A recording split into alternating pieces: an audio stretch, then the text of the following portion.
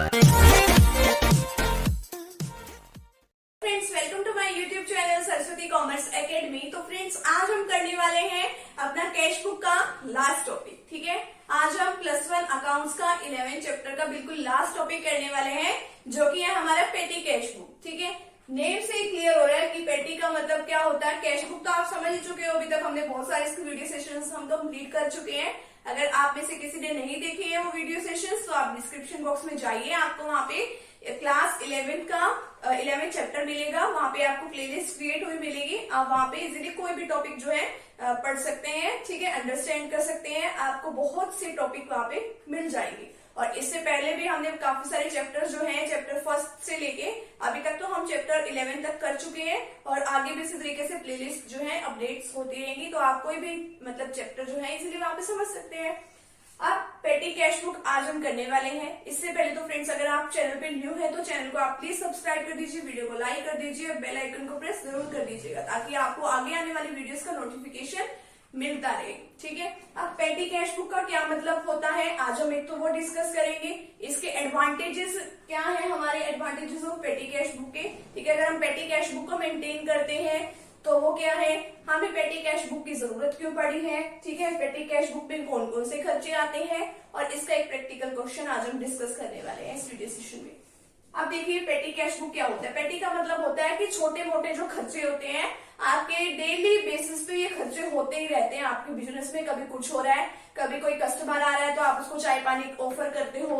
ठीक है, तो वो खर्चा हो जाता है कभी कभार आपका। ठीक है, आप मतलब स्टेशनरी परचेज करते हो कुछ ना कुछ, आप अपने वर्कर्स को वेजेस पे करते हो, न्यूज़पेपर आप खरीदते हो, टी एक्सपेंसेस हो जाते हैं। अगर आपको इधर उधर जाना पड़ जाए बिजनेस के काम से, वो खर्चे हो जाते हैं, रिफ्रेशमेंट के खर्चे हो जाते हैं। इसी तरीके से बहुत सारे खर्चे हो जाते हैं आपके बिजनेस में। तो आप उसको कैश बुक में तो रिकॉर्ड नहीं कर सकते। अगर आप उसको कैश बुक में इतने सारे खर्चों को रिकॉर्ड करने लग जाओगे तो आपकी कैश बुक बहुत लंबी चौड़ी बन जाएगी, और जो इंपॉर्टेंट इंफॉर्मेशन होगी वो तो उसमें मिलेगी ही नहीं।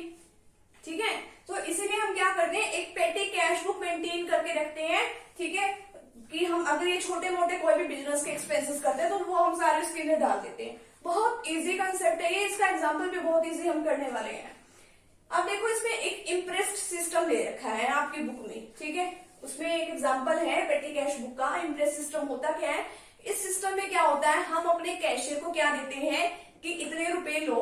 ठीक है, 100, 200, 1000, कोई 10,000 चले तो ज्यादा बड़ी अमाउंट होगी। आपकी बुक में वैसे 10,000 का एग्जाम्पल दे रखा है, तो मान लो हमने 200 का एग्जाम्पल ले लिया। हर महीने आप अपने पेटी कैशियर को क्या देते हो कि 200 रुपीज मान लो आप देते हो उसको। ठीक है, कि महीने में जो भी आपके खर्चे होने वाले हैं छोटे मोटे लेवल के, जो मैंने आपको भी बताए।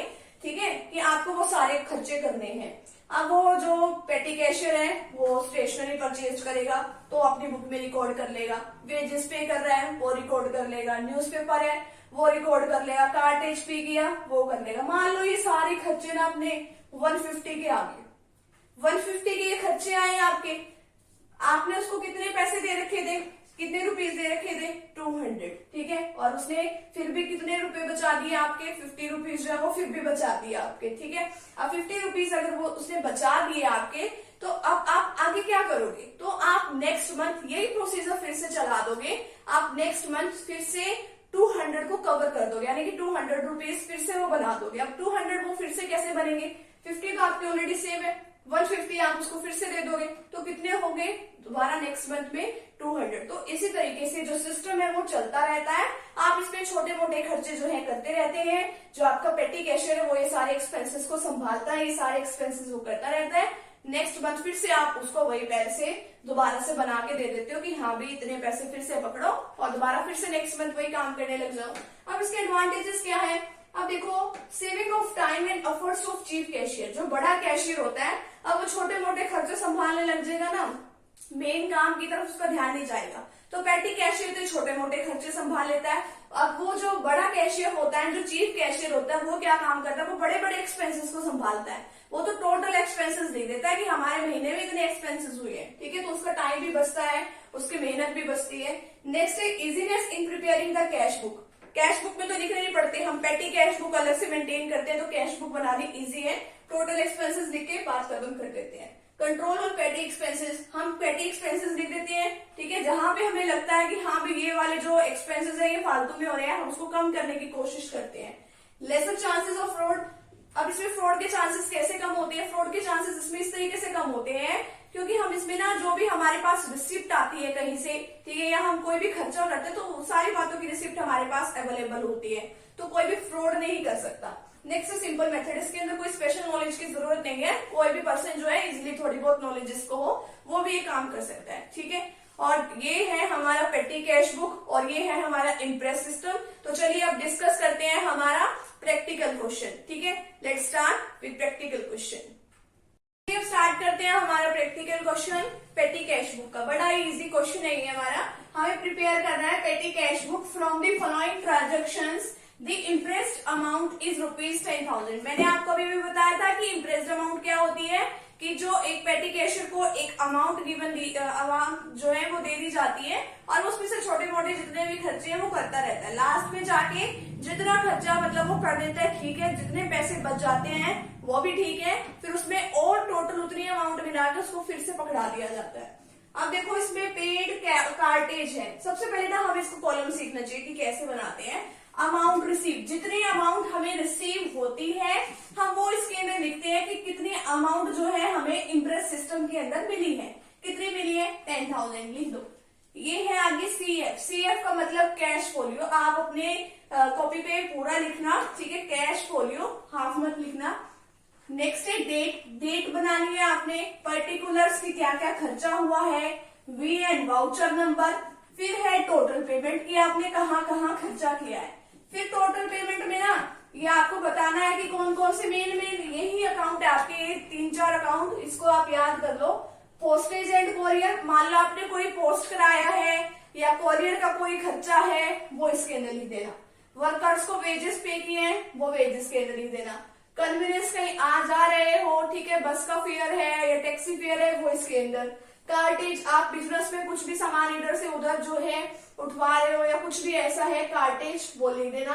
स्टेशनरी पेन कॉपी पेंसिल का कुछ भी खर्चा है, फोटोस्टेट का खर्चा है वो लिख देना। मिसलेनियस जो ना समझ में आए कि किससे रिलेटेड है वो मिसलेनियस में डाल देना, ठीक है। अब देखो यहाँ पे है पेड कार्टेज, ठीक है, यहाँ पे 10,000 तो आपने लिख लिया कि अमाउंट आपको रिसीव है। 1 जनवरी को आपने डाल दिया टू कैश अकाउंट, आपको कितनी मिली है 10,000। आपने एंट्री स्टार्ट करनी है फिर यहाँ से। अब जो भी आप खर्चा कर रहे हो वो आपको पता है, वो बाय बाय बाय ये आपको लिखना है यहाँ पे, by cartage, by wages, by bus fare, जितना भी खर्चा है वो आप इधर डाल देना। पेड कार्टेज है 250 का, बाय कार्टेज 250, कार्टेज का देखो आपने कॉलम बना रखा है, हाँ बना रखा है, 250 इसके अंदर डाल दो। फिर वेजेस का 700 का, बाय वेजेस यहाँ पे डेट डालते रहना, बाय वेजेस 700 है, वेजेस का कॉलम बना रखा है, ये इसके अंदर भी डाल दो साथ में। बाय बस फेयर है यहाँ पे, बस फेयर कन्वीनियंस से रिलेटेड होता है, कन्वीनियंस में डाल दो, यहाँ पे भी डालना है, यहाँ पे भी डालना है 100। यहाँ पे है बाय पोस्टेज कि आपने कोई पोस्ट का कोई खर्चा है तो 300 पोस्टेज का देखो कोई कॉलम बना रखा है, यस बना रखा है, 300 इसमें डाल दो। रिफ्रेशमेंट, आपका कोई कस्टमर आया है, आपने उसके लिए कोई खर्चा कर दिया चाय पानी से रिलेटेड तो 400। अब आपको कुछ दिख नहीं रहा रिफ्रेशमेंट का, आपने कुछ नहीं बना रखा, मिसलेनियस में डाल दो, ठीक है। नेक्स्ट है कोरियर का कोई चार्जेस दिया है, कोरियर का चार्जेस आपको पता पोस्टेज से रिलेटेड होता है 150। एक तो टोटल पेमेंट्स में तो सारी पेमेंट्स डालनी है, जिससे रिलेटेड खर्चा उसमें अलग अलग डाल दो। कोरियर का 150 पोस्टेज वाले में डाल दो। फिर रिफ्रेशमेंट का खर्चा है, by refreshment for customer 600। Refreshment का मैंने आपको कहाँ डलवाया था, मिसलेनियस पे, ये भी मिसलेनियस में डाल दो 600। नेक्स्ट है फिर कार्टेज पे कर रहे हो 400 का, कार्टेज का अलग से है 400। टैक्सी फेयर 800 मैंने आपको बताया, आने जाने की सुविधा के लिए आपको कन्वीनियंस का होता है तो 800 आप यहाँ पे डाल दो, ठीक है। बस का फेयर हो, टैक्सी का हो, सब कुछ डाल दो। स्टेशनरी का 700, स्टेशनरी का अलग से कॉलम है 700। नेक्स्ट बस का फेयर 50 रुपीज है तो 50 रुपीज यहाँ पे भी डाल दो कन्वीनियंस में। वेजेस 300, वेजेस के वाले में डाल दो। बाय वेजेस दोबारा आ गया 600, फिर यहाँ डाल दो। बाय पोस्टेज, पोस्टेज का 1000 का, पोस्टेज का आपने कॉलम बनाया हुआ है। एंटरटेनमेंट का कोई कॉलम नहीं है, उठा के मिसलेनियस में डाल दो।